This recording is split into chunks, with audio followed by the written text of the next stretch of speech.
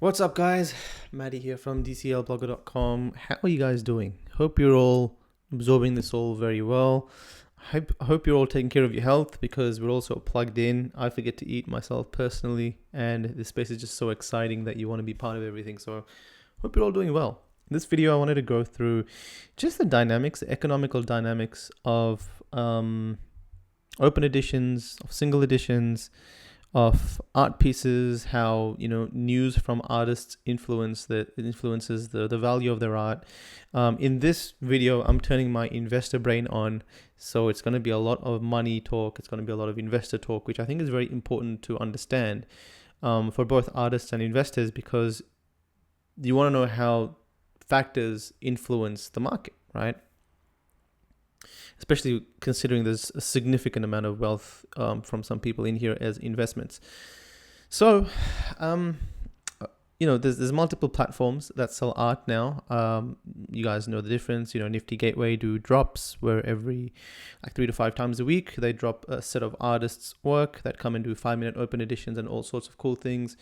Super Rare is all about single edition art pieces. Maker's Place is single edition and multi editions. Recently, they've also started to do drops. Non-Origin is also multi edition, single editions. You'll have to apply to get into these. OpenSea is open, so you can kind of sell anything you want here, from trading cards to virtual world land to domain names. I can withdraw my art NFT from Nifty Gateway and list it for sale on OpenSea. It's kind of like the eBay, I guess you can say, of the NFT world. Same with Wearable, similar thing. A little bit of a interesting UI, a bit more gamified, but similar scenario, right? So we're going to go through Nifty Gateway, but it pretty much is the same across the board. Nifty Gateway just has pretty much a good mix of everything, all of the different styles. So, and it has a lot of volume coming in, so it's a good way to use as a case study. So, what I find interesting, right? I find it very interesting to see how the news from an artist progression in their career affects their art pieces.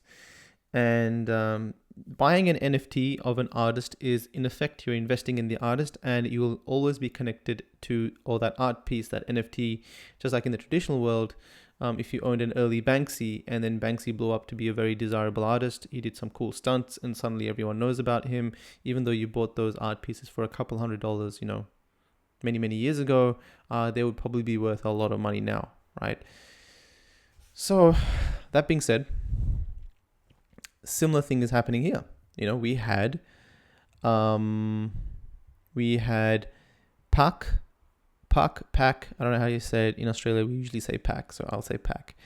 Pac recently was announced to be the next artist to sell on Sotheby's. Christie's, the first NFT was sold on Christie's for, $69 million from Beeple. Now Pac will be the next artist to be selling on Sotheby's.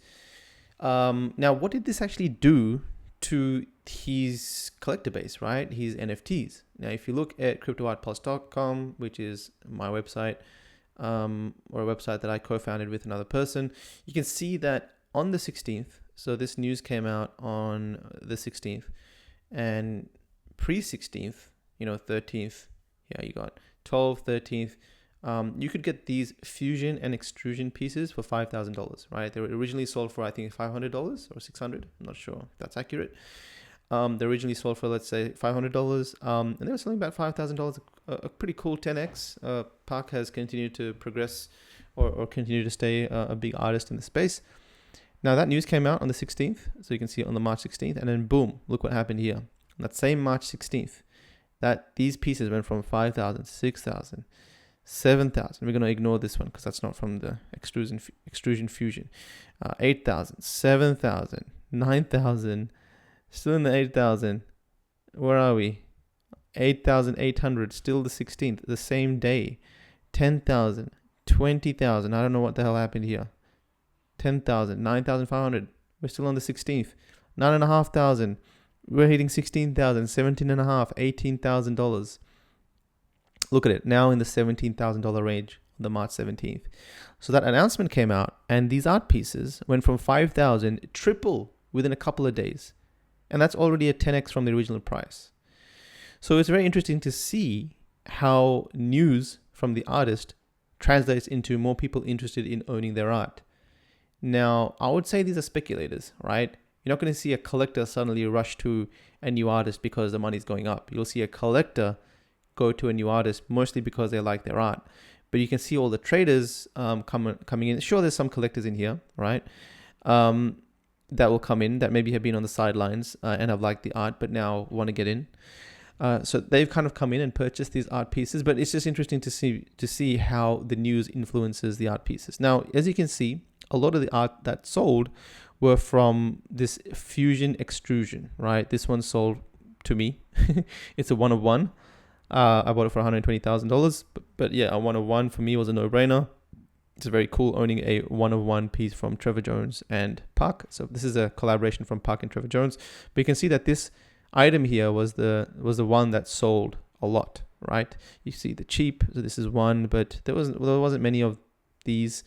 They were mostly the extrusion fusion. So the reason for that, if you go to Nifty Gateway, Control F, Puck, go here, and you go to that. I think this is it. Yep. You can see it's because these were the cheapest way to invest in Puck, right? Most of his work in the 1 of 1s are probably in the hundreds of thousands of dollars now, but what is the solution for the average person with maybe $15,000? Even that is a ton of money, as we know.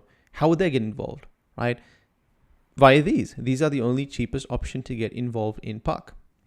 So it's crazy because extrusion, there's 457 editions.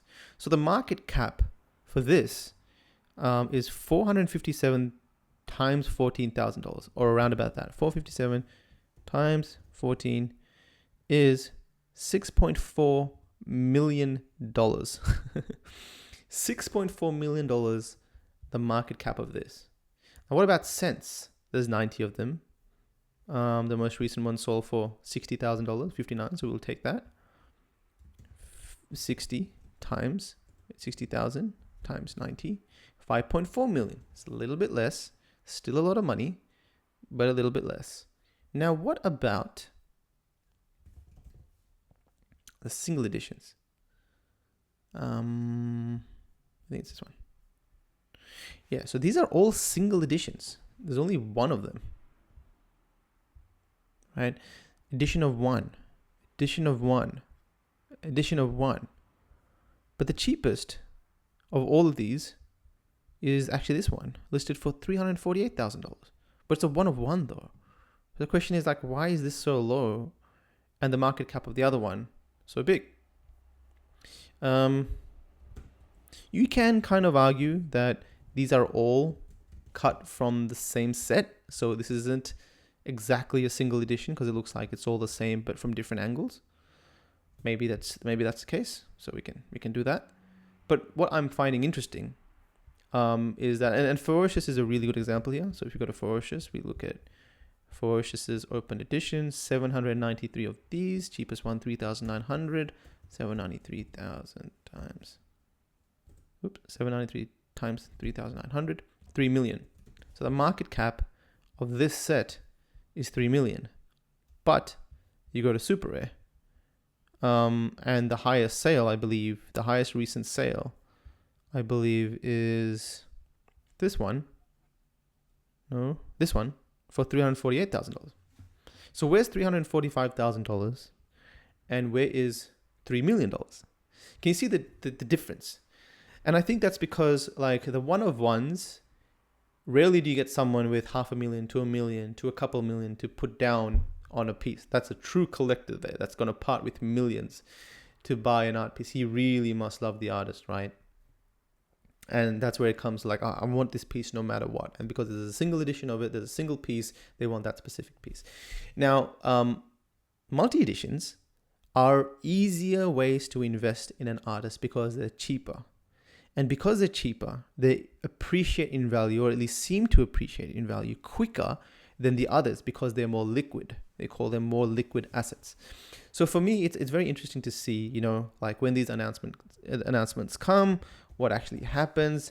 Another one was the shoes, where an announcement happened where Ferocious was in the Wall Street Journal on the 16th, and a similar thing happened where the shoes went from like, on the 16th, somewhere here, you can see they were trading at around, there was some that were 3.5k, 3.3k, and then after the 16th, 17th, pretty much none under 3.5k, 5, 4.5, 4.3, 5, blah, blah, blah. Very frequent sales happening. And then again, our Artifact Studios went on to announce this, to say that you also get a ledger that also has a Ferocious signature on it. So it's interesting because as the artist continues to progress in their career, and there is no doubt in my mind that Ferocious will go on to be a huge artist. There is no doubt that many, many artists in this space will go on to be very big artists, young, medium, old. Those that haven't even entered the space yet will make a name for themselves, get a collector base, and go on to do great things. And that will happen, right? As they go on to do great things, their art pieces will go up in value. And it seems like the cheapest ones at the time, the more liquid ones, the more rarer ones, rarer meaning more earlier. So if, I would think, maybe 1 or 2 to 5 years from now, there'll be many, many Ferocious pieces. But these were the very early ones that I think will be seen as like kind of the OG pieces, right?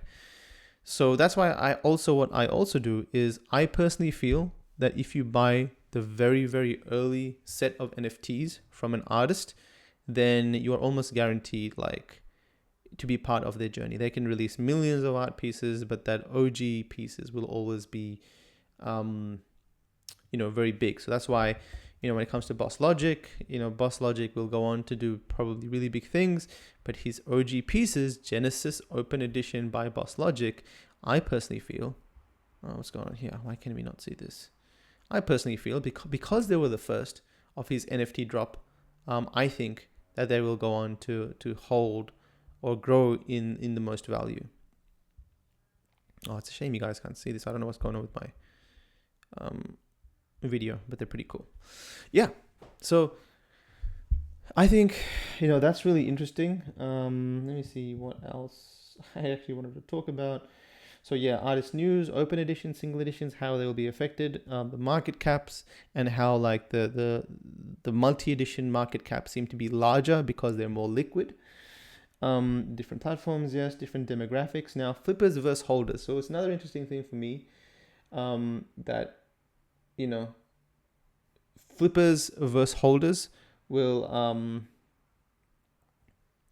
always have an issue. So for example, as a demographic, right? So there's definitely people that are buying these original art pieces to flip them. So for example, we saw, back to Ferocious, we saw like hundreds of people come in, purchase this piece, and pretty much flip it within the next day for like a quick $500 profit, right? And you can see the same thing happening with Xcopy, where he recently sold his open edition, sold a lot of them. Congrats to Xcopy for that.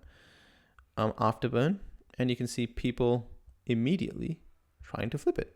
This guy's trying to get a quick couple $100, and you can see all these people here trying to immediately flip it for a quick $500 profit. But once all of those guys are gone, and you can see here it says 9,999. I think there was like 800 editions sold. Once all the flippers are gone, and the people that own these are actually Xcopy fans that want to hold them long term, that's why the price goes up. So if you notice, when I come in, I usually kind of wait and lurk and see and wait till that speculation crowd goes away, right? When the speculation crowd goes away, that's when I kind of enter, because I don't want to be dumped on. Like, I don't want to be sold, even though I probably am dumped on. Like, I do get sold at a higher price, but it's just easier to make an investment decision when the speculators move away, and it opens the door as to like, all right, well, now there's only 100 pieces. Looks like 10 are selling a day. Looks like all the people that are buying the pieces are now true collectors. They're probably going to hold these long term. They're probably going to go up in value. The less people listing them for sale, the cheaper the price will be. The more expensive the price will be, right? So I think that's really interesting. Now, an artist like Xcopy has art on Super Rare and other platforms, and he'll continue to do stuff everywhere else. But because I think Nifty Gateway are one of the platforms that have the biggest visibility, you can obviously tell from the open edition doing a few $1 million every time there's a open edition from a big artist. You can kind of tell that. But yeah, I think that these NFTs will continue to be, Nifty Gateway will continue to have a big amount of traffic. So every time there's news, people will run to Nifty Gateway and Super Rare and other places. But, you know, you got to figure out those demographics as well. Anyway, just some thoughts on the dynamic of what's going on here and how this translates, how an artist's career translates to their NFTs and their art pieces going up, and how I personally navigate across this space. You know, I might flip a little bit. I might buy multiple editions of pieces because I want to give some to my family. And, you know, it's really cool because I can buy these for $1,000 each and, you know, just put it in my family and friends' wallets, and, you know, that'll go up in assets. It's just so cool because I'll buy like 10 to 15 of them. Give one here, one there, one, you know, one to my brother, one to my sister, one to my mom and dad and family. And then, you know, as these continue to make more profit for me, I can continue to invest in these artists and spread that wealth around. And I think it's just so cool we can do that, where it's not just boring or cryptocurrency. It's like an art piece. You own an art piece that goes up in value. Anyway, sharing some words, sharing some strategy. If you guys have any idea on what else affects these things, let me know. We're all learning. You're also seeing some people that withdraw their NFTs and sell them on OpenSea because they want to get out of getting their funds locked in Gemini, which they have to maybe wait like 1, 2, 3 weeks to get their money out of Gemini. Sometimes that's an issue, or get KYC'd in Gemini. You know, they like to just take their money out straight away, but you might be able to find some cheaper there. Just don't get scammed. Everything on Nifty Gateway is legit, but everything on OpenSea and Rarible sometimes is not legit. Yeah. All right, guys. Hope you enjoyed this. I'll see you guys in another video. Take care.